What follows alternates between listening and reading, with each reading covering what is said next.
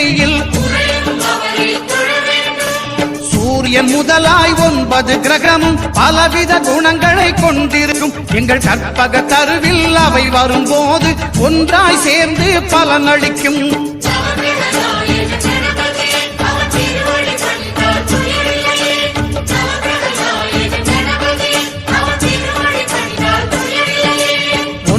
கோளும் ஒன்றாய் காண அங்கு கற்பகம் என்னும் கடவுளின் மெய்யில்